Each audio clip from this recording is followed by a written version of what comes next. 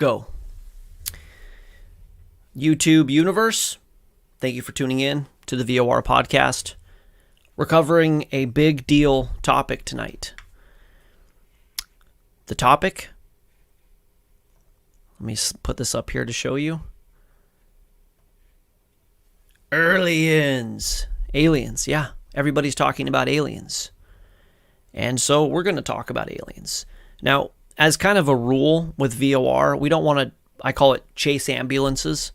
I think that's kind of a tacky thing to do, is to just, what's hot right now? Let's cover that. But we had to cover AI when that really started breaking. And I think what we've covered on it has aged very well so far.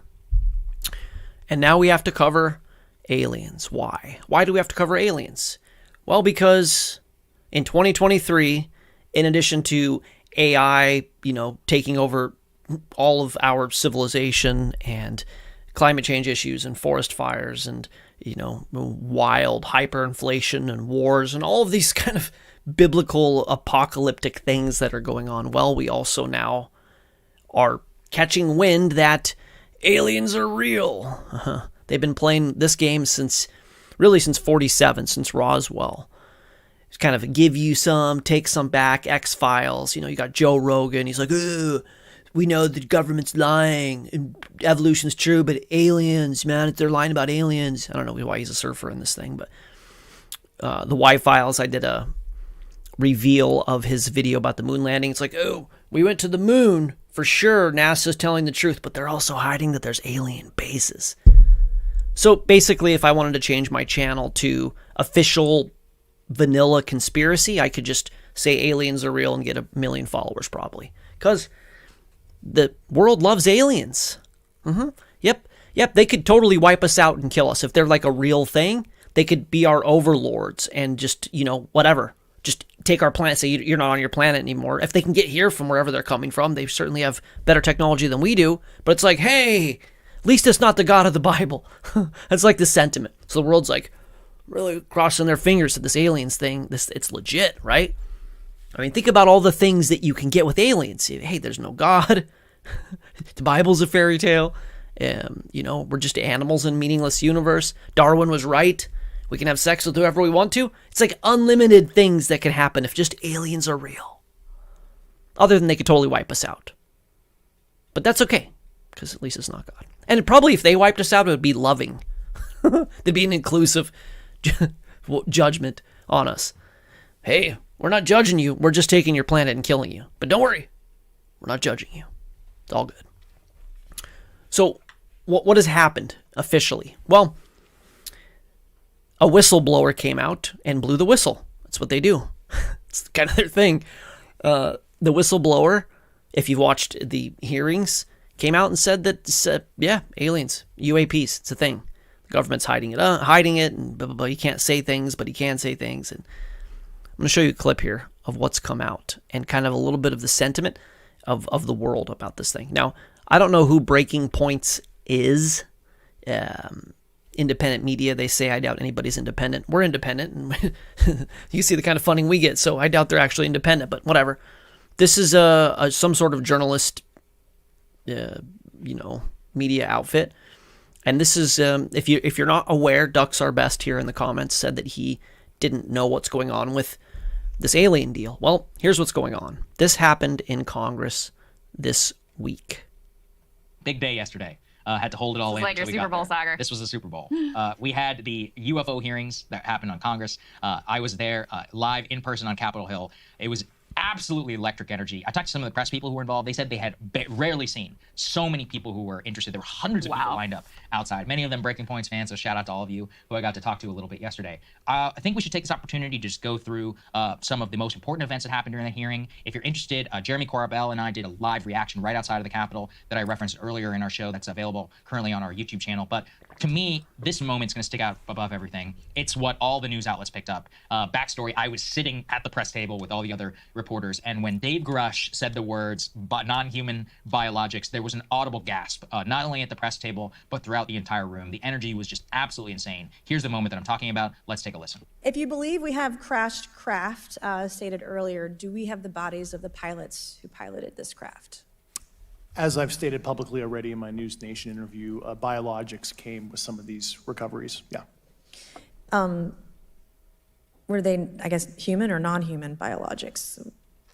Non-human, and that was the assessment of people with direct knowledge on the program I talked to that are currently still on the program. So that's probably the biggest thing that came out of that crystal, non-human biologics. Now, okay. All right. So I'm not going to watch the whole 2-hour thing. Just give you a sense if you're not familiar. This Eric dude comes on. He's like a high military official guy, and he officially said that he's been covering this UAP deal and that they've recovered non-human biologics. And this is in Congress, so it's kind of a big deal. Now, we've seen a lot of stuff come and go with Congress. You know, a couple months ago, they were going to shut down TikTok, and then they didn't. Like, if you watch another country's Congress, you realize how silly it really is. Like, I watched a lot of the Canadian trucker stuff when that was going on, and they had like the blue suits and the like gray suits or something, and Trudeau was on one team and they were on the other. It was like rah rah rah rah rah rah rah rah rah rah. They're like, it's like a house of rabble rousers. Anyways, nothing came of it. They just like, our democracy is just a show. It's just a theater. Make you think you're free, make you think you have a choice. Every decision that's made, including whether or not you know about aliens, is made way above your clearance. You vote on little things like, maybe where some city funds go, or like which Republican or Democrat president is in. But they just do what they want to do. So that's a big part of this theme tonight. Is they've had this for 80 years. What is it? What are aliens, and why now? So I'm hoping to keep this around an hour. Unlikely, but we'll see what happens.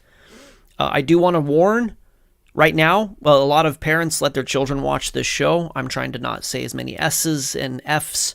I personally have no philosophical, theological issue with it, but I don't want to offend the children, or the teenagers. There's no children watching this, but teenagers. So I would say this is not I do say this is not a video for anyone under the age of 18. We're going to cover the occult, unfortunately. Some very dark things, dark histories. And it's like nightmare stuff. So, like, pray, God protect your mind. We're going to get into some dark stuff. But there's a lot on the line with this alien thing. And fundamentally what's on the line with it is, who are we and what are we doing here? And if there are aliens, who are they and what are they doing here, right? These are the questions everybody wants to know. And I think to really answer this, we have to go to the occult. Not to, like, spoiler, but let me show you guys something here. Okay, this is an important thing that everybody needs to know. The nearest galaxy is 25,000 light years away. This means that if light is the rule, and Sheriff Einstein, the sign will not break the speed limit of the light. Well, this is it. These things are coming from somewhere. They're traveling at the speed of light. Not possible. It's going to take them 25,000 years. Also not possible, especially if the universe is less than that many years old. We're in a created reality, and it's like a video game, and the heavens declare the glory of God, but they are not traversable. Okay? We're not going, I don't care what Elon says, we're not getting on a poorly built aluminum foil cardboard box craft and flying somewhere and setting up shop. This is it. We're on the Earth, and we're probably the only show in the universe, very likely. The Earth is either the center, proverbially, or literally of this reality. And it's not an accident that it's so dangerous to go into space. No oxygen, it's freezing cold, it's super hot. You got to have fuel. Do they have oxygen where you're going? Is it going to be better than this? The Earth is Goldilocks. The Earth is like Goldilocks. I want to say literally, but metaphorically, the Earth is Goldilocks. It's in our solar system is Goldilocks.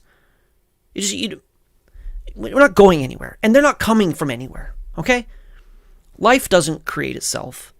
material processes don't create life. Kent Hovind gets in a lot of trouble for saying that, you believe you're related to a broccoli and that we all come from a rock. But it's true. It's what they believe. It rained on the rocks. It rained and rained and rained, and then you had some sort of whatever, and then boom, bingo bongo, life. Doesn't happen. So the idea that these extraterrestrials are from another planet 25,000 light years away, and that's like the first one. That's not the first habitable one. The first habitable planet, if there ever is one, it could be 200,000 light years away. So how are they getting here? Tunneling or something? No. It's not going to happen, okay? And I'm going to show a video here in a little bit of this same guy, Eric the whistleblower, talking about these non-human biologics possibly being interdimensional.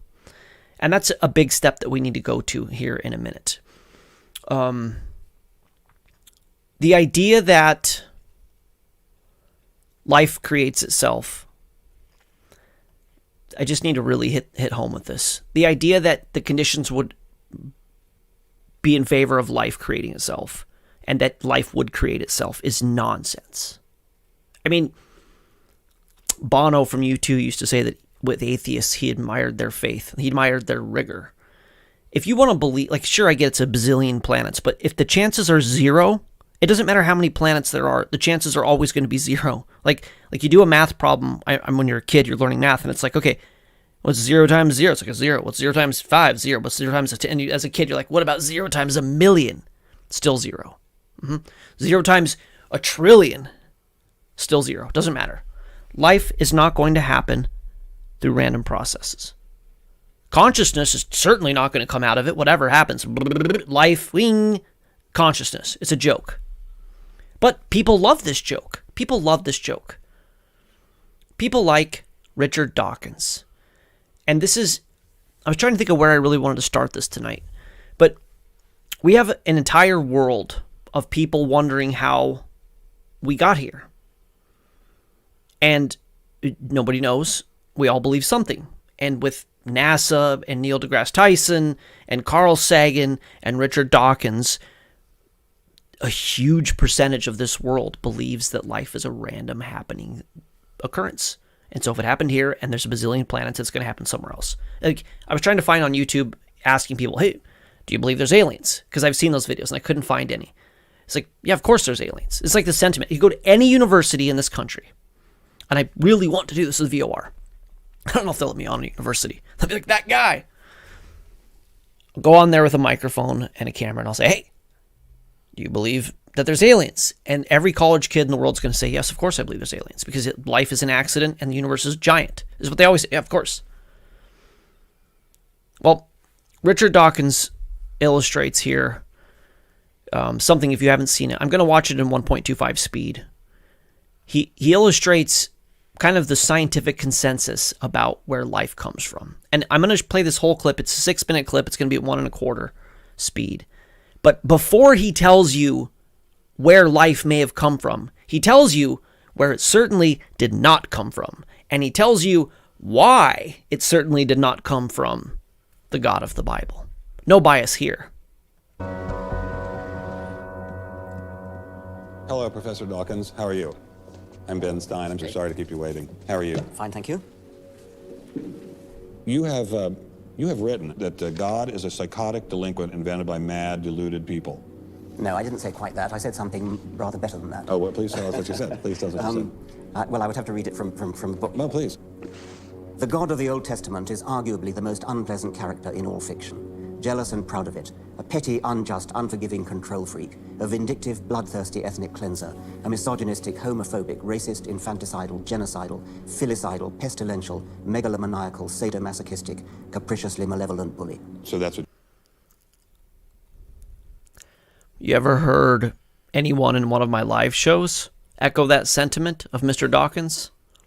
That is a very pointed summation, assessment of God's character. Did you think of God? Yeah. How about if people believed in a God of infinite lovingness and kindness and forgiveness and generosity, sort of like the modern day God? Why spoil it for them? Oh, Why not just let them have their fun and enjoy it? I mean, I don't want to spoil anything for anybody. I write a book, people can read it if they want to. I believe that it is a liberating thing to free yourself from primitive superstition. So religion. Oh, it's a liberating thing to free yourself from the God of the Bible, says Richard Dawkins. I say all the time that people are like, don't tell me what to do with my genitals. My wife and I had this really intense conversation this morning about what sex outside of marriage begets in our lives. You know, we were kind of rehashing trauma and stuff. And you could make a pretty strong argument that as it relates to free will, the single most destructive choice in a human's reality is having sex with the people they don't want to reproduce with, or that are going to hurt them or cause all kind of trouble, unwanted pregnancies, etc. So, you know, the God of the Bible is all those things, he said. And then he said, well, it's freeing to forfeit the God of the Bible because then you're liberated, right? Interesting if you look into the 4th of July and liberty and the goddess liberty and the Statue of Liberty. I covered this in my movie, Who is Columbia? It's on my page somewhere way down towards the bottom. Independence and liberty that are celebrated. There's an undercurrent, an occult undercurrent of freedom from the God of the Bible, just as Richard Dawkins exclaims here, the ultimate scientist, right? To me, he's entirely disqualified. If I was okay, here we go. If Richard Dawkins was watching one of my videos, and I started off by saying God of the Bible is the most brilliant, creative, loving, provisional, understanding, just with this glaring review, 5-star review of God. And then I started doing science. He'd go, well, you can't do science now because it's just bias. You're a crazy ID guy, and that's it. But no, Richard Dawkins says that, and everybody's like, okay, now let's hear the good science, Richard, now that you've set the framework of your belief system. I think it is, yes. So you believe it's liberating to tell people that there is no God? I think a lot of people, when they give up God, feel a great sense of release and freedom. Why do you think that? I mean, what's your dad? What's your scientist? What's your data? I think, I've had a lot of letters saying that. And there are 8 billion people in the world, Dr. Dawkins. How many letters have you had? No, I haven't had that. That's quite true. Professor Dawkins seemed so convinced that God doesn't exist that I wondered if he would be willing to put a number on it. Well, it's hard to put a figure on it, but I put it as something like, 99% against or something. Well, how do you know? 99. It's hard for me to put a number on it, but I would say that the chances that the God of the Bible created this reality are like this 99% that he didn't create this reality. That's funny. Richard, I can look at the exact same evidence and say that there's probably a 60% chance he did. So I wonder if our biases, our presuppositions influence that out. 99%, Dawkins. Wow. Science voted Richard Dawkins the smartest man alive. I'm going off script already. Science, let's see here. I'll just do it this way. Richard Dawkins, smartest man alive. Is Richard Dawkins really the smartest person alive? Richard Dawkins once called Islam. Okay, here, where is it? Smart guy. I don't know. I have to find it somewhere, but anyways, he's called the smartest guy. At one point, he was the smartest man alive. Oh, here we go. 2013, famed British evolutionary biologist Richard Dawkins was voted the world's top thinker in Prospects magazine poll of 1,000 readers. So, the smartest man alive has spoken. He says, I just wrote a book. No, that's not all you did, Richard. Academia loves you. They just coddle you. Fluffers. They just did Richard Dawkins is the guy. Smartest man alive. 99% chance the God of the Bible isn't real. But I'll bet you, spoiler, he thinks that aliens might have created us. Stay tuned. It's 99%. Just say not 97%. No, you asked me to put a figure on it, and I'm not comfortable putting a figure on it. I just think it's very unlikely. What? But you couldn't put a number on it? No, of course not. So it could be 49%. Well, it would be. I think it's unlikely, and it's quite far from 50%. Oh, that changed. I don't know. I put an argument in the book. Well, then who did create the heavens and the earth? You say it's a 99% chance, and then you say, how do you know? And he said, you don't know. Let me show you what intellectual integrity looks like. Richard Dawkins. I try to show a lot of intellectual integrity with my channel. I say, I believe this. And I think I can say safely that even it's 51-49, the chances that the God of the Bible created this reality are, I mean, even if I go 50-50, he just said 99% God didn't do it. I better not do that. People are going to think I'm like in the Illuminati. Dawkins is 99% that that God didn't create it. And he goes, well, then I don't know. You can't not know something and be 99% sure, Dick. That's short for Richard. I'm being good here. Just letting you know. That's just the math doesn't check out, Richard. Which it never will. If you can't tell the truth because you're just a biased maniac who's the smartest man in the world telling everybody not to believe in God, and your whole belief system is built on not believing in the God of the Bible, you can't tell the truth, which is what he's doing here. Sorry, we're actually talking about aliens. That's coming. Why do you use the word who? You see, you immediately beg the question by using the word who. Well, then how did it get created? Well, by a very slow process. Yeah. Well, how did it start? Nobody knows how it started. We know the kind of event that it must have been. We know the sort of event that must have happened for the origin of life. And what was that? It was the origin of the first self-replicating molecule. Right, and how did that happen? I told you we don't know. So you have no idea how it started? No, nor has anybody. Nor has anyone else. What do you think is the possibility that intelligent design might turn out to be the answer to some issues in genetics or in evolution? It could come about in the following way. It could be that at some earlier time, somewhere in the universe, a civilization evolved by probably some kind of Darwinian means to a very, very high level. Okay. It's got to be slow. And it could be that somebody created this and Darwin was right. Like, you see, all we know for sure is that this Darwinian means that it took a long time. Who did the creating? Richard, let's just hear it. Of technology and designed a form of life that they seeded onto perhaps this planet. Now, that is a possibility and an intriguing possibility. And I suppose it's possible that you might find evidence for that if you look at the details of biochemistry, molecular biology. You might find a signature of some sort of designer. Wait a second. Richard Dawkins thought intelligent design might be a legitimate pursuit? And that designer could well be a higher intelligence from elsewhere in the universe. Well, but that higher intelligence would itself have had to have come about by some explicable or ultimately explicable process. It couldn't have just jumped into existence spontaneously. That's the point. So Professor Dawkins was not against intelligent design, just certain types of designers, such as God. So the Hebrew God, the God of the Old Testament, he doesn't. Okay. So I wanted to cover that. I maybe shouldn't have watched so much of it. I'm sure a lot of you have seen it. But the point of that is that Richard Dawkins isn't alone in this. He is part of a unified front of scientific thinkers, the world's most brilliant men, who are sure that the God of the Bible didn't create this reality.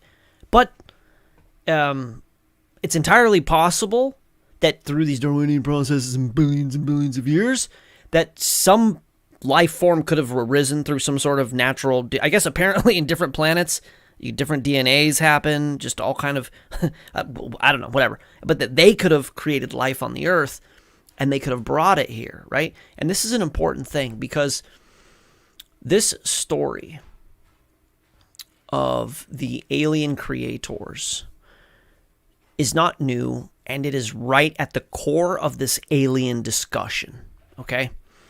The movie Prometheus. Prometheus is, I've covered this on this channel before. If you go back to the Rockefeller show I did, Rockefeller and the Oil, I cover Rockefeller and Prometheus and his Prometheus statue, and, you know, Prometheus is Lucifer, the light bringer. He brings the fire, and the gods get mad. It's the story of Lucifer. Anyways, in the movie Prometheus, which is part of the Alien series of movies, in short, Prometheus is a story about humans going to quite literally meet their maker. Our maker, as it turns out, was aliens.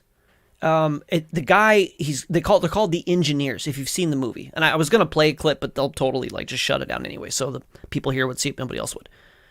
So these are the alien engineers, right? And they come and they bring the life. And what's crazy is because it's like they don't mean to tell the truth, but they end up telling the truth.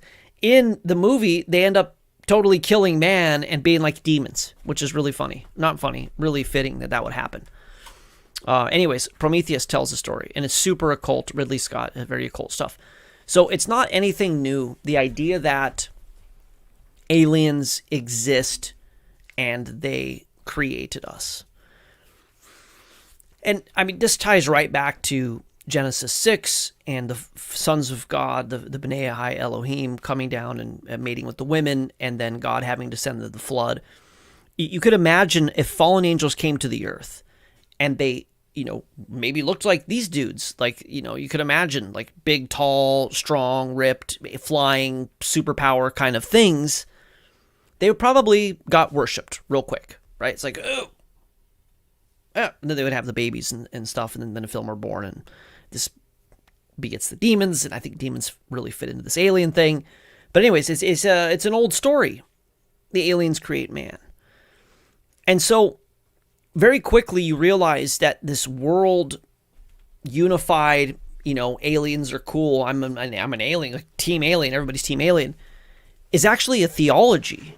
It's a belief system in potentially how we got here. And the next level is potentially they could be our saviors, because, we're killing the earth. I don't know if you know that or not, but we're humans and we're a disease on this earth and we're killing it.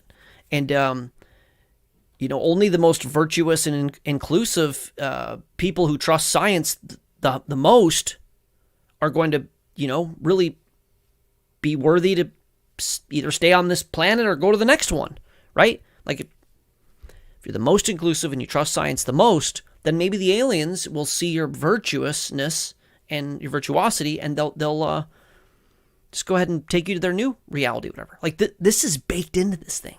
We can be gods or they're gods.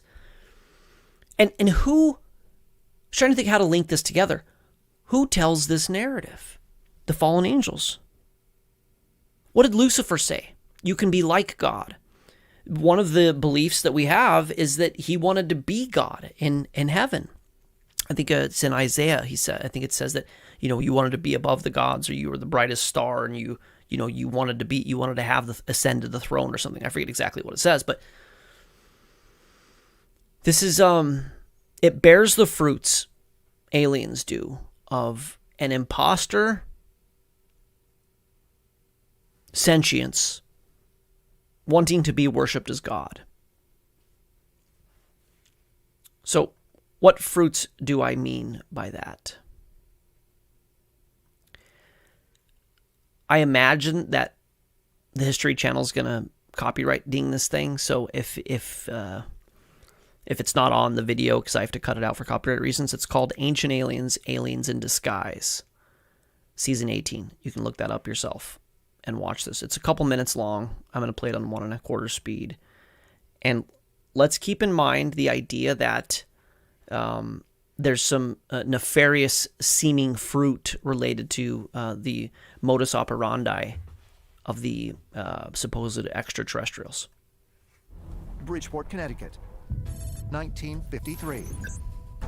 Albert K. Bender, the nation's top UFO investigator, receives a threatening visit that will bring his research to an abrupt and premature halt.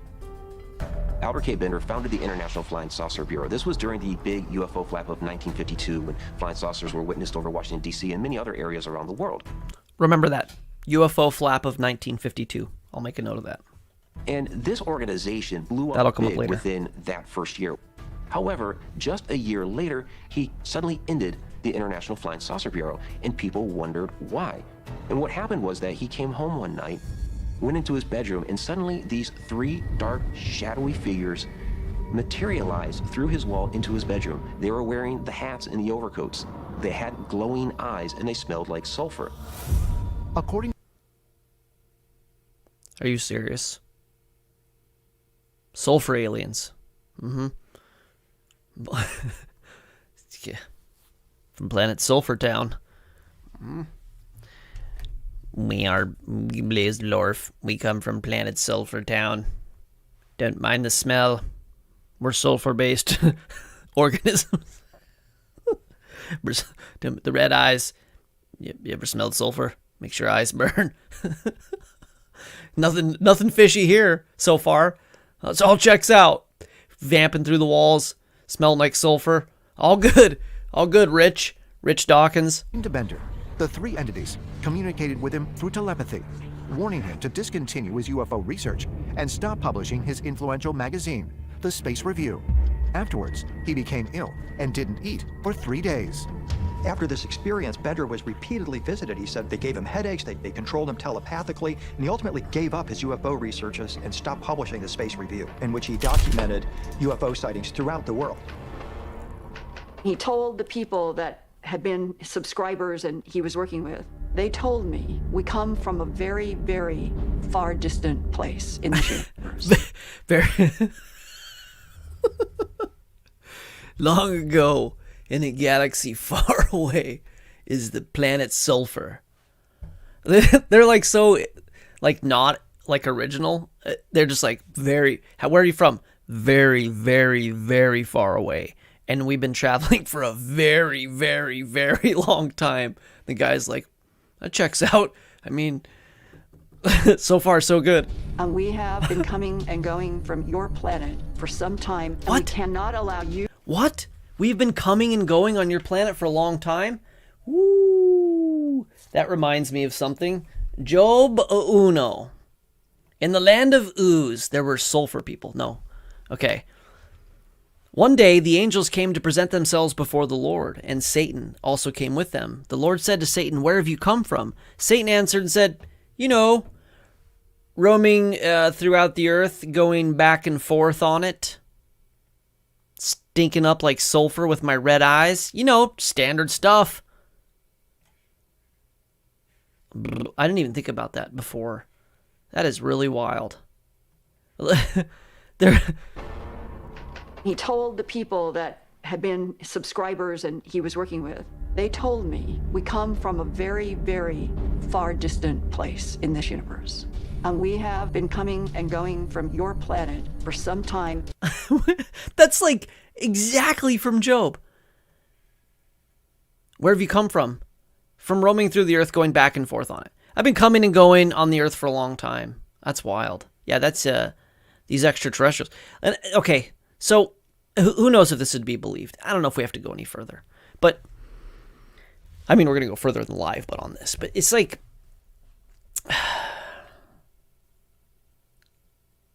extraterrestrials evolving through some sort of process on Sulfur Planet.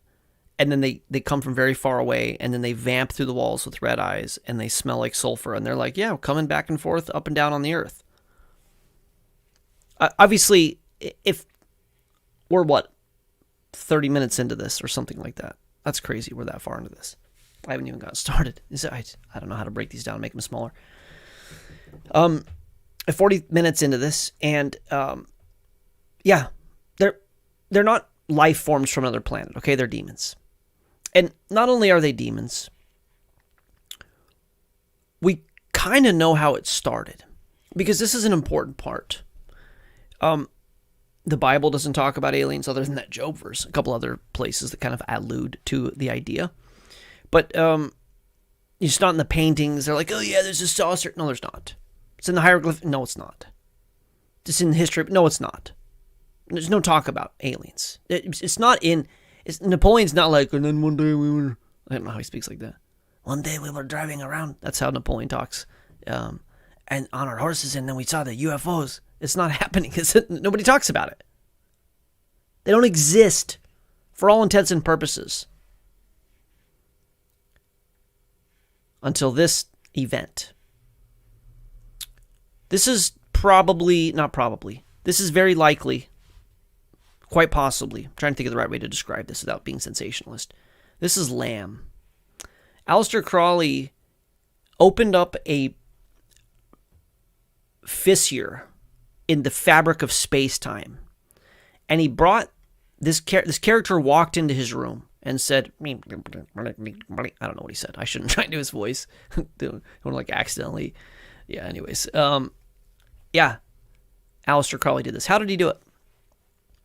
This being, who is considered as belonging to a race rather than a separate individual entity among the OTO and other occultists, most notably the offshoot Cult of Lamb, bears a striking resemblance to the infamous Grey Aliens, allegedly working with the secret governments here on Earth. The theory is that Crowley first made contact back in 1919 through a series of rituals called the Amalantra workings. Not very important that I get the enunciation right on these. Probably more important that I don't, actually. Jack Parsons of the jet propulsion science fame, we're going to get into that here in a minute, This is so cool. If you guys don't know this, not cool, like it's really dark, but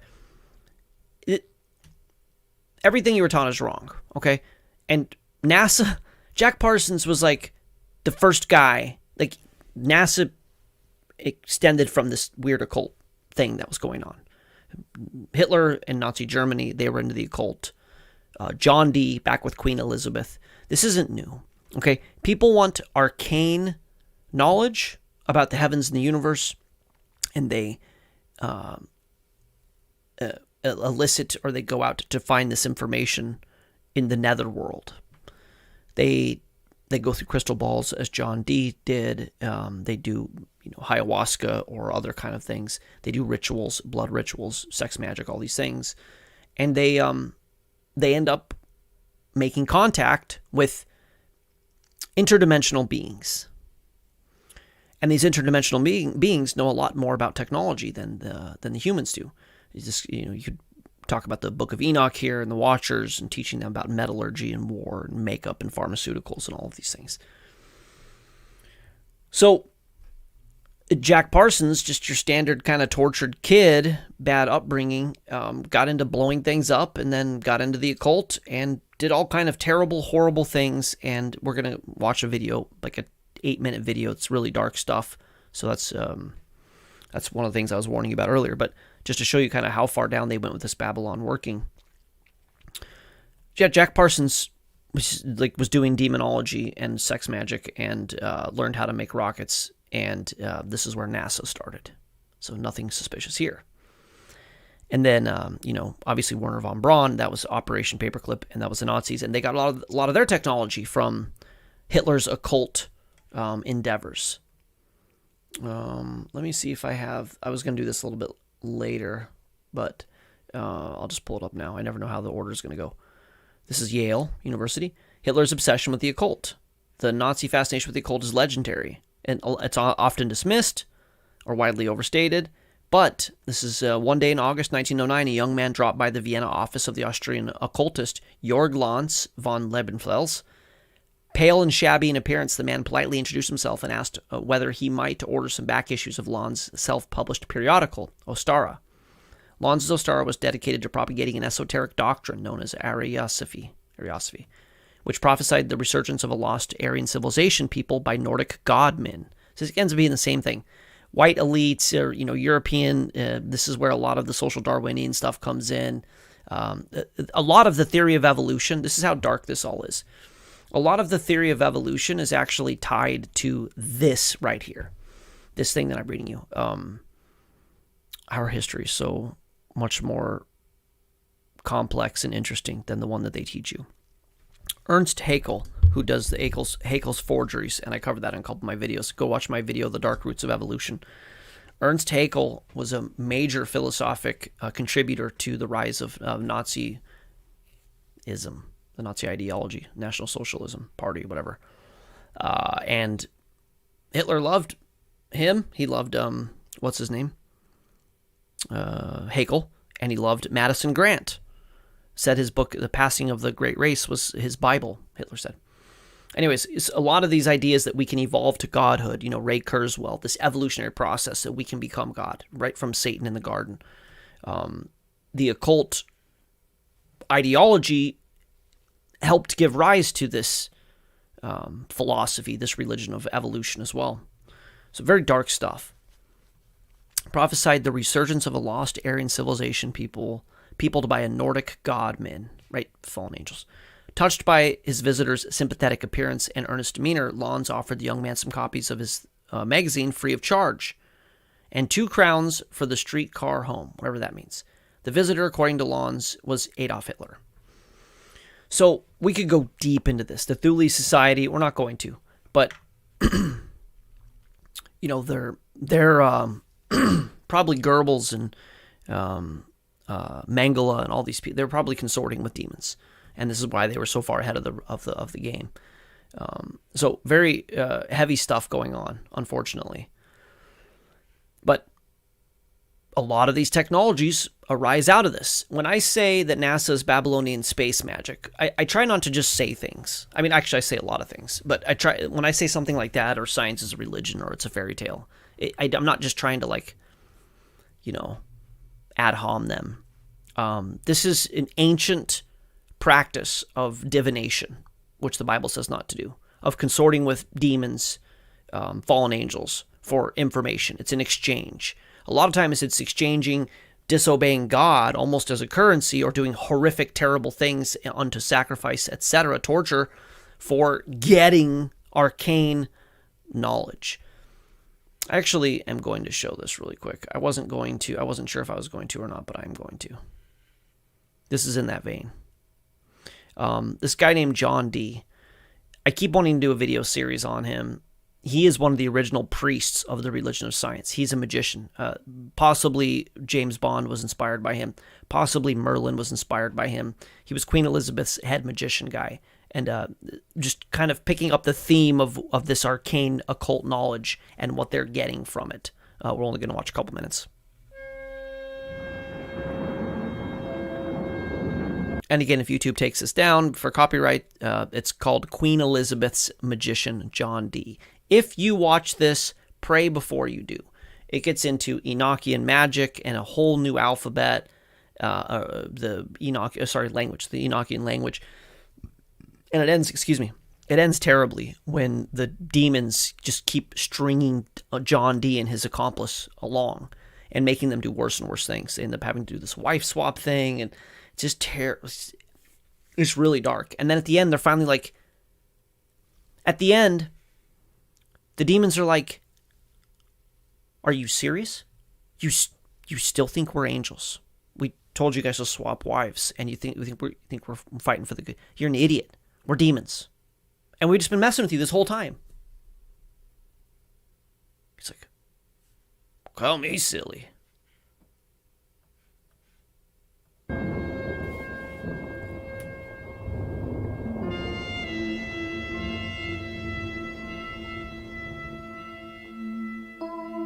John Dee was one of the most brilliant thinkers of the 16th century.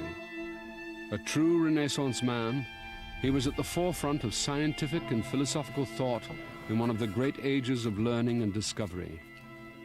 Dee became a key figure in the Elizabethan court and one of Queen Elizabeth's most trusted advisors. But all this was not enough. In his insatiable quest for knowledge, Dee strayed into the forbidden world of the occult. I see JT in here. If you guys don't know, JT follows JC. He's a good friend of mine, a brother, and we make content on we make content on TikTok. He's part of the TikTok Christian Content Creator Super Friends League that we're unofficially in.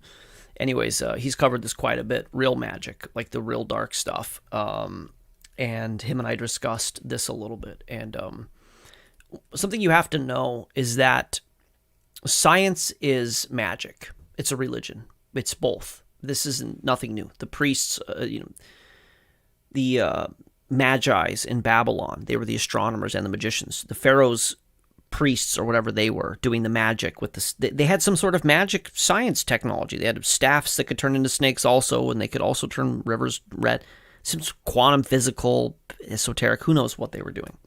But John Dee was an advisor to the queen. And the thing is, like, Richard Dawkins goes, I would rather believe in aliens than some superstition. It's like, no. John Dee wasn't doing something superstitious. He was doing actual science, unfortunately, esoteric, occult science. But you think of the people in the past, and they were stupid. They were stupid. They were cavemen, ooga booga. No. They just didn't have cell phones, but they were brilliant. Anyways, he was an advisor, and this is when you hear like, oh, I have to consult my astronomers, or we have to cast lots or something.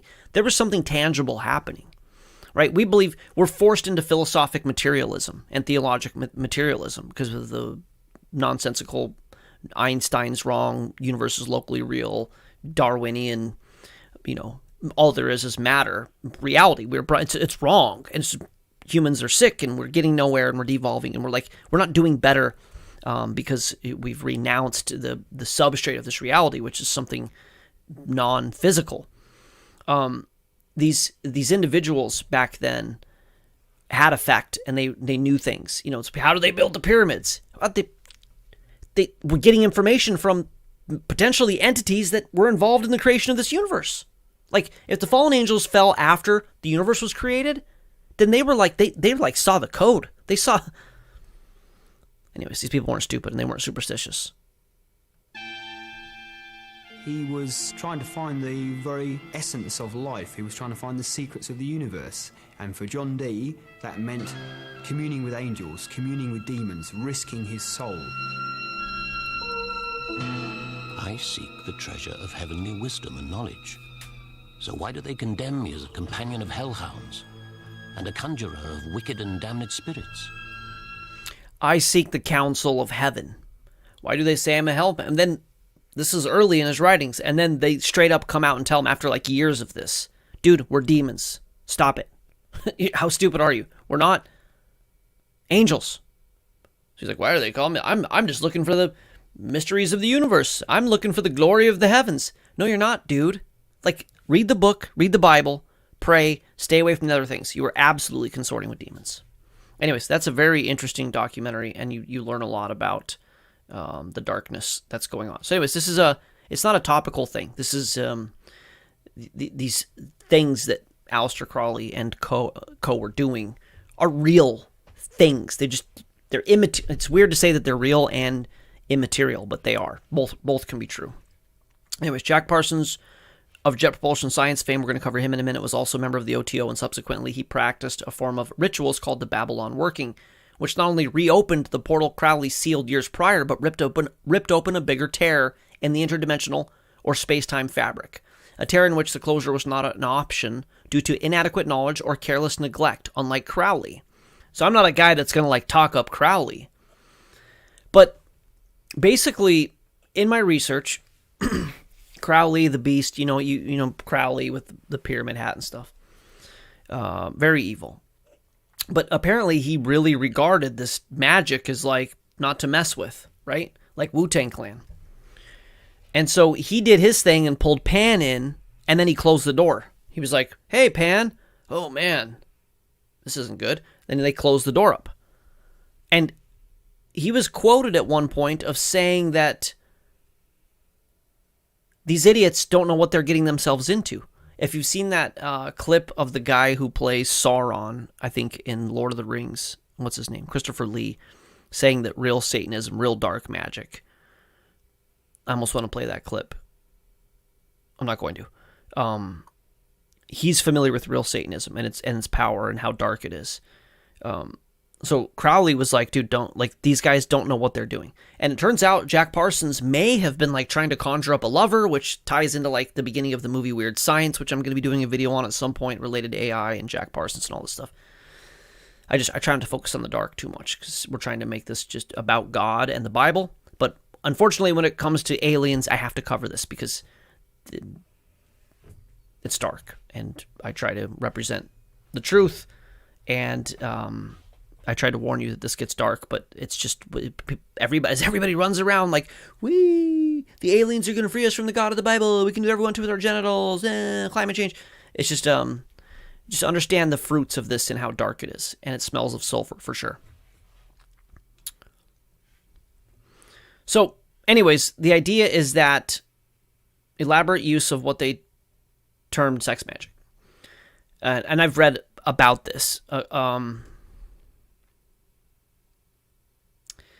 I don't suggest you do it, okay? I'm going to do kind of a public service announcement here. When I was researching for VOR, I didn't know I was going to be doing this as a profession, and I thank God every day I get to do this, and thank you to everyone who supports us, and this is a fulfillment of a dream, and it's very rare that someone gets to do what they're built to do, so I'm very grateful. But when I was researching for this, and God, I think, had me cramming kind of university-level research when I didn't know I was going to have a job doing this, I did thousands and thousands of hours of research, and that's not me exaggerating. I've got a playlist with 1,100 videos, and I've watched all of them, and a lot of them are over 100. A lot of them are over an hour, and that's before I moved out here. Anyways, I got so deep into this study, started with like Rob Skiba and Tom Horn, and then my own research, that I would just tell you that you don't need to know what I know, because it's just it's unnecessary. But researching this SEX magic thing, I read what they did, and it's worse than you could ever imagine, basically. And somehow in these acts, they opened up fissures, they opened up portals into, very likely, the demonic. Did they get into fallen angel territory? Is it just the demons that are just on the other side of our mode of perception, the disembodied spirits of the Nephilim? It's hard to say. And I'm not going to cover that, the technology of the aliens, because I don't know what's nuts and bolts technology. I don't know if alien greys are clones being inhabited by demons. I don't know if they've... it's hard... these things I don't particularly know. But they've... very likely through this working, the Alamantra working, or whatever, and then the Babylon working, they started the UFO flap. And the timing is... It tracks. It has legs because just the timing alone. But, okay, so we're going to cover... a little bit of this Babylon working thing. I think it's important. Again, if you're under 18, I would suggest you not watch this. We're not going to go too far into it. We're going to watch it 1 1/4. It's a 14-minute video, but just to learn a little bit about Jack Parsons and what they were actually doing. Because you can hear about a guy named Jack Parsons, but this doesn't get too dark.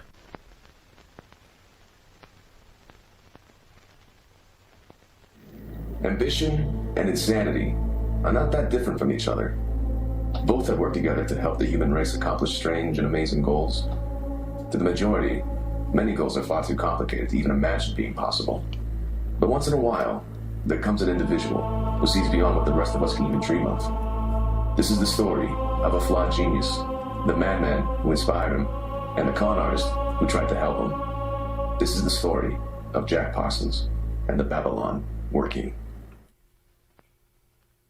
1914. Jack Parsons was born in the City of Angels and was raised in sunny Pasadena. His parents divorced when he was young, and he spent the majority of his childhood fatherless. His absence was noticeable in Jack's development. Although he was a bright child, he did poorly in school and was seen as an outsider to his peers. Alone and awkward, Jack enjoyed spending his time reading science fiction pulp magazines and studying chemistry instead of going outside like most kids his age. As Jack grew older, his love of chemistry pushed him into learning more about liquid rocket fuel. He and his friends played with fireworks every day. They started to make their own rockets from the gunpowder. Jack's main obsession now was to make his rockets go higher and higher, an obsession that almost led him to sell his soul to the devil. I didn't expect that part. I've been wanting to know this, so I just have to do it for myself really quick. That's the movie October Sky. Who is October Sky based on?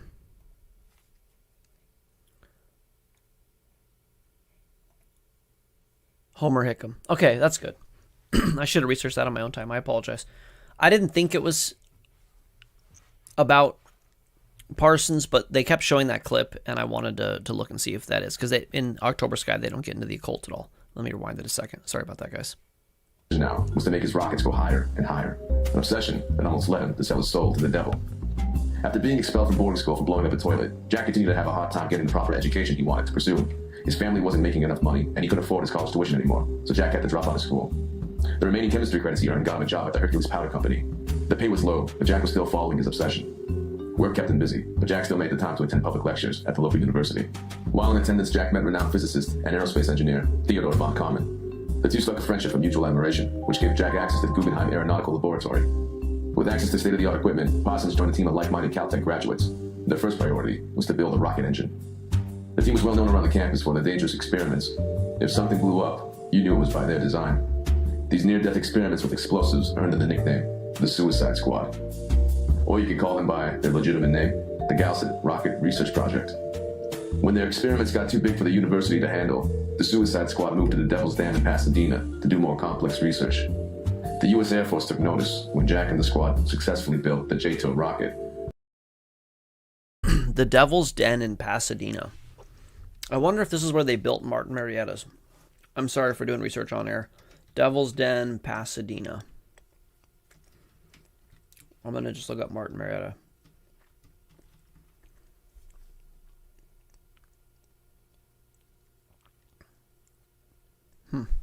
Okay. No more research on air. Bad A research. jet-assisted takeoff rocket. Right away, Jack and his squad were hired by the United States government to create the Jet Propulsion Laboratory. This would later be the foundation of NASA. So the Suicide Squad at the Devil's Den are doing these things. They're hired by the government, and this is where NASA comes from. JPL, Jet Propulsion Laboratory, which is tied to Martin Marietta, and this is where NASA starts. So that's cool. Finally reaching financial success in his life, Jack was able to buy a mansion for he and his wife, a mansion he would later dub the Parsonage. Now known as a man of knowledge with respect to the community, Jack Parsons was able to reach more and more people he shared mutual interests with. One of those people would be a madman who called himself the Beast. In the late 1930s, Parsons discovered the works of Aleister Crowley and told friends that he was in correspondence with him. Parsons was strongly attracted to Crowley's sex magic, and soon a colleague introduced him to Wilfred T. Smith, the leader of the Agape Lodge of the Ordo Templi Orientis. Parsons and his wife Helen began attending meetings. This is where it's going to get pretty dark, guys, so feel free to tune out for 6 minutes or, pray. At the Lodge's Gnostic Mass, Crowley's version of the Catholic Mass that Crowley said was corrupted. Parsons advanced in his occult knowledge and learned astral travel and other skills. Parsons entered into a double life. By day, he was a brilliant, successful rocket scientist, earning large sums of money, regarded as well-educated and cultured by his peers. By night, he was an occultist and a magician, participating in rites that his peers would have found shocking and bizarre. Parsons became dedicated to bringing Crowley's new eon into manifestation. He and Helen turned their bedroom in their mansion into a temple and amassed a library of occult works. Parsons rented out rooms in his mansion to occultists, offending neighbors with frequent loud parties involving strange rituals. A thrill seeker, Parsons phenomenon. He liked to invoke elementals, some of which were lingering and troublesome in the bedroom temple. Banishing rituals were conducted frequently. Rumors circulated that Parsons was leading a black magic cult. There were police investigations, but no actions against Parsons was ever taken. Parsons became one of Crowley's main sources of funding in the United States and funneled large sums of money to him in England through Crowley's outer head successor, Carl Germer. This arrangement lasted until Crowley's death in 1947. Germer despised Wilfred Smith and succeeded in influencing Crowley to retire him from the Agape Lodge. Leadership was taken over by Parsons. Meanwhile, Helen had become Smith's lover and bore him a son in 1943. Parsons divorced her the same year and entered into a relationship with her younger sister, or half-sister, Betty, whose real name was Sarah. He told others that he had gotten rid of Helen by means of witchcraft. Betty was 18 years old, 11 years younger than Parsons. He encouraged her to take other lovers, and he engaged in affairs himself. He began to use drugs frequently in his magical work. In April of 1945, Parsons met L. Ron Hubbard, who became the founder of the Scientology cult. Hubbard liked Parsons and moved in with him and Betty. Hubbard and Betty began an affair. In a letter to Crowley, Parsons enthused about Hubbard, noting that he had no formal training in magic, but possessed a keen natural ability for it. Despite Parsons' sexual open-mindedness, he resented Hubbard's affair with Betty, and he conducted a ritual to overcome his... So, this is L. Ron Hubbard, which we're going to lighten it up here in a minute. We're actually going to we're going to switch the juxtaposition in a minute, but this is L. Ron Hubbard, the guy that created Scientology. So it's like, oh, Tom Cruise and Scientology and what's going on? This is like L. Ron Hubbard doing this stuff with them. The guy that ends up writing Dianetics and Battlefield Earth and all of these things and starting that weird, wacky cult. Jealousy. He told Crowley that, though he bore Betty and Hubbard no ill will, he desired to have a female magical partner on his own terms. He resolved to summon magically an elemental in a female form who would serve as his ideal companion and partner. See, that sounds like weird science to me. They wanted to build a woman. So he has all these weird stuff, and they lost his wife, and got another wife, and he's starting to lose it. But he decides he's going to do this Babylon working to bring himself a magic wife in to this reality. Partner. The ritual was supposed to be performed alone, but Parsons performed it in the presence of Hubbard, who acted as a scribe. The Babylon working, as the event became known, began on January 4th, 1946. Remember that, 1946. So that's January 4th, 1946. I'm sure there's a lot of occult numbers in there JT could tell you about. And was repeated several times until January 15th. January 15th. So they did it multiple times. That's dedication. 2 weeks of this. 11 days. sure JT would like Babylon that. is the ultimate desirable harlot, inspired by the Enochian magic of John Dee. Babylon is the ultimate desirable harlot. That's what I think of. When I think of the great whore Babylon, I think, yeah. Wow. And Edward Kelly. The elaborate working involved numerous invocations of spirits, Enochian calls, a wand talisman magically charged with semen and blood, and magical masturbation, that is, sexual arousal. Okay, let's go forward a little bit. In February 1946, a female artist from New York named Marjorie Cameron appeared, and Parsons recognized her as a result of his summoning. She was red-haired with green eyes. Parsons described her as strong-minded and determined, with strong masculine characteristics. So anyways, it just kind of gets worse and worse from here. So that's as far as I'm going to go down that, trying to warn everybody about the adult nature. Okay, so Crowley does the original one where he brings Homeboy in, Lamb, but he does like a much lighter version. It is sex magic. It's the same kind of thing. Brings Lamb in, closes the door, and then walks away. And now Parsons has all this money and starting NASA and doing all these, occult sex things, whatever. And then he's funding Crowley. And Crowley dies shortly after. He died the next year. But Crowley said, yeah, these guys don't know what they're doing. They're juveniles playing with guns, basically. So now Parsons wants to create a lover because he's like he's got so much dysfunction. So he does the Babylon working to get like a girl.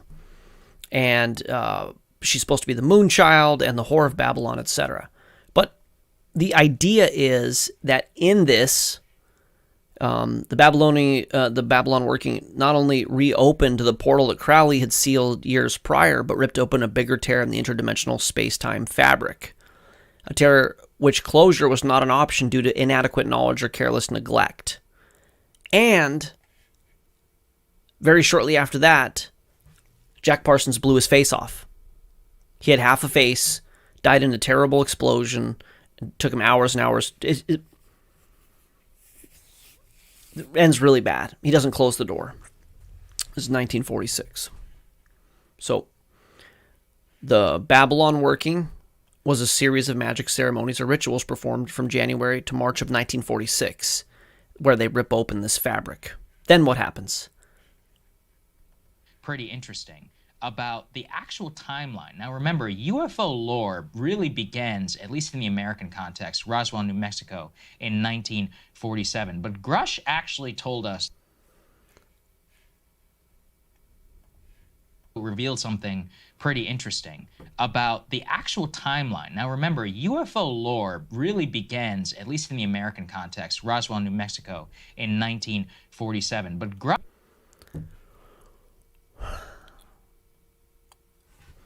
I did that moon landing video. If you haven't watched it, I obviously would encourage you to watch it. It's the last one I uploaded. I spent a lot of time kind of editing it down. It's the last post. One of the things I cover is the reason why the moon landing thing has such legs is that when you start thinking about means and motive, etc., you have to come up with a way, how could they film this thing? And at the same time, Stanley Kubrick, who then later made Eyes Wide Shut, which was about these sex parties, the masked sex parties, which maybe got him killed at the end of his career. He was making a movie called 2001: A Space Odyssey. 9/11 happened in 2001. That's interesting. And it was all about evolution and the black cube and AI killing man and space. It's the same story over and over. But this happened concurrently with the moon landing. So they filmed 2001 from like 62 to 64 or 62 to 66 or something in that time frame. Way over budget, took way longer. It's one of the reasons why that conspiracy still has late. The fact that they haven't gone back to the moon, and I don't know if we went or not. I'm skeptical, but whatever. The fact that we haven't gone back to the moon with our new technology, our better, faster, lighter, stronger, better computers, all these things, it's like, why? How could we do this in 69 and not now? And the fact that Kubrick was filming that at the same time, Kubrick was the best filmmaker ever. It's like, it gives it validity. Well, this thing that I'm showing you, Crowley opens it up in 1918. Nobody's ever maybe even seen a single alien in a flying saucer before 1918. And then there's a little bit of smattering it after this lamb thing. And then it really begins officially in 1947. Well, the Babylon working, where according to their own, like I know people want to say they're stupid or they're superstitious. They opened up a rip in the space-time fabric, that the same kind of rip that allowed lamb in, but this one is bigger and they never shut it out. Crowley did shut it, whatever. This was 1946, and then Roswell happens in 47. Are you kidding me?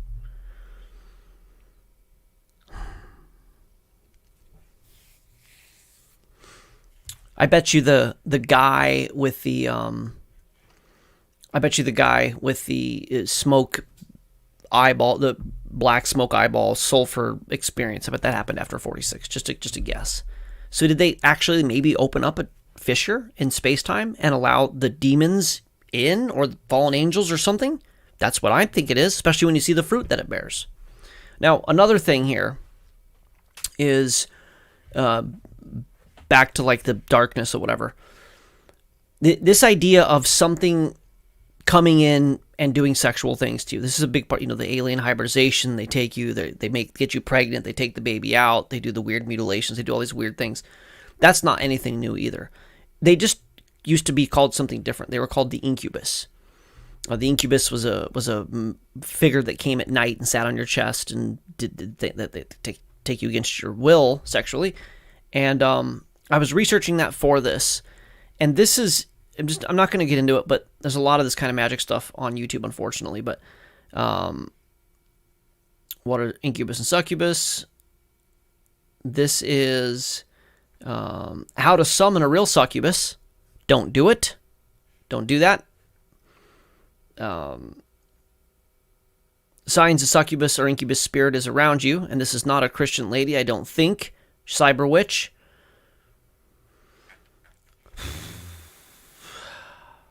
Then South Park, that's coming.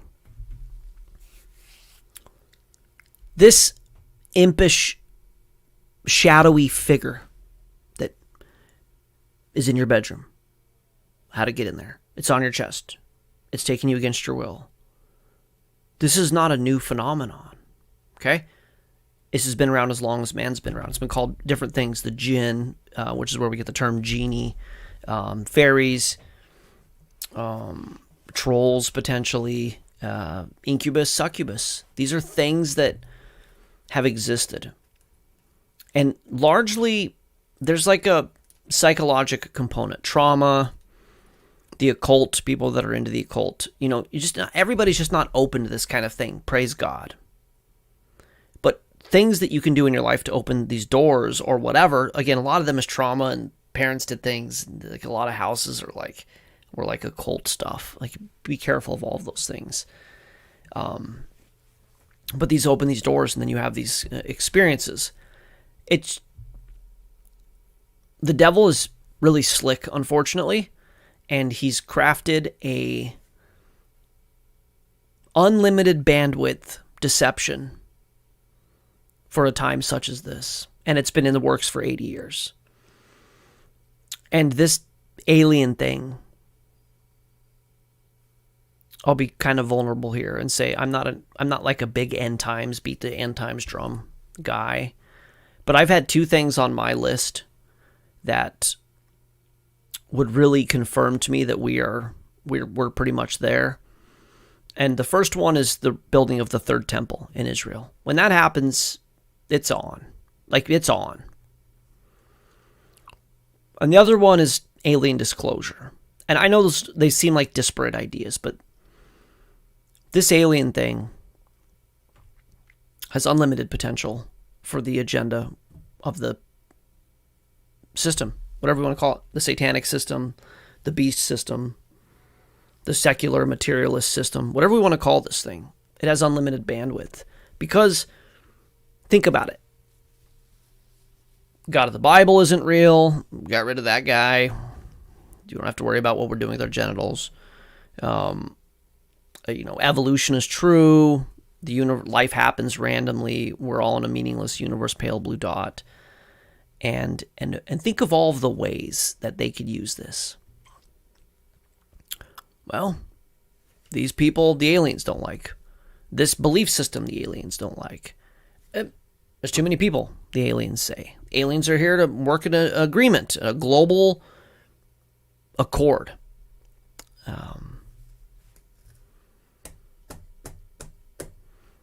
Pretty much the only hope I see in this is that they're doing the whole misinformation takey-givey thing, and they're doing this Congress thing, and then they'll eventually go, that guy was proven to be a shill, and then he'll go down in conspiracy lores like the guy, and, they'll just buy us another 30 years.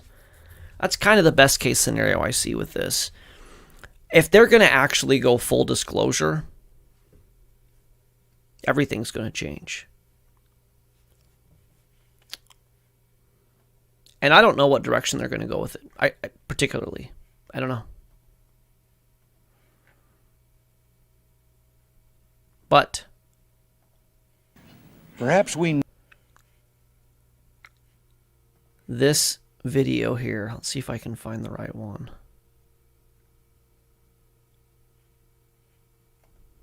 Need some outs in our. Okay. This is Ronald Reagan. I probably don't have to tell you that. In our obsession with antagonisms of the moment, we often forget how much unites all the members of humanity. Perhaps we need some outside universal threat to make us recognize this common bound. I occasionally think how quickly our differences worldwide would vanish if we were facing an alien threat from outside this world. And yet, I ask you, is not an alien force already among us? Sure. That's Reagan. Oh, we'd unite real quickly in one world government. It'd be quick. Here's everybody's favorite saxophone player. It's a great thing. That's the kind of thing I want to do at the Global Initiative, to do more of that. That's great. The global initiative that Clinton's involved in, where they're going to save the world from climate change. I didn't see that earlier. Oh my goodness. What little of it there is. Wow. He just dropped a Podesta who loved science fiction. Yeah, no kidding. He probably loved Maria Abramovich and her art too, didn't he? There's so much I want to say. I have to do a VOR exclusive show that's not on one of these platforms. Every attempt to find He out just said everything Podesta. about He just Roswell. said Podesta. All right, that's enough of that. The point of it is, global initiative, climate change. Of course, there's aliens, right? This is the theme. God of the Bible's evil. Aliens created us. Bingo bongo. We got to find our creators.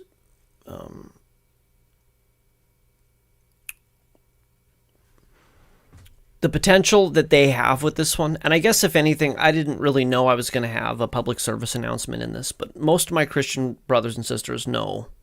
I imagine if you're not a Christian, you're not watching my content, but maybe you are.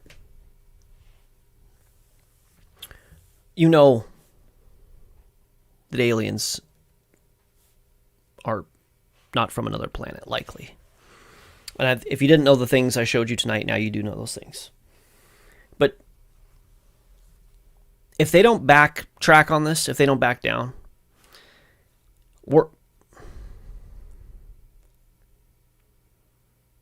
just buckle up.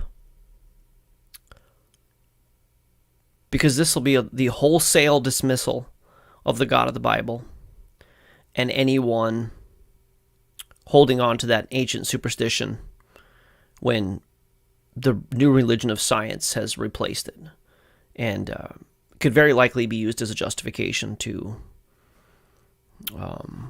any number of things. It's unlimited bandwidth.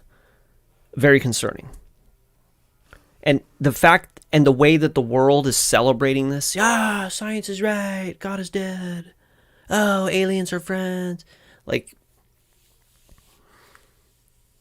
just a temperature check on where we're at, and it's getting hot. So I guess that's as far as I'm going to go with that. I do want to do something kind of fun towards the end of this. Let me read this first. This is my weekly 2 Peter 3 reading. Dear friends, above all, you must understand that in the last days, scoffers will come scoffing and following their own evil desires. They will say, where is this coming, he promised? Ever since our ancestors died, everything goes on as it has since the beginning of creation. But they deliberately forget that long ago by God's word, which is how this reality happened. I was telling my wife today, I've discovered what gravity is, and I plan to win a Nobel Prize, and I plan to refuse to accept it. Gravity is information. It's not a thing. It's just we see what it does. It's lines of code, potentially. I'll go into that another time a little bit deeper, but anyways. Everything goes on since the beginning, but they deliberately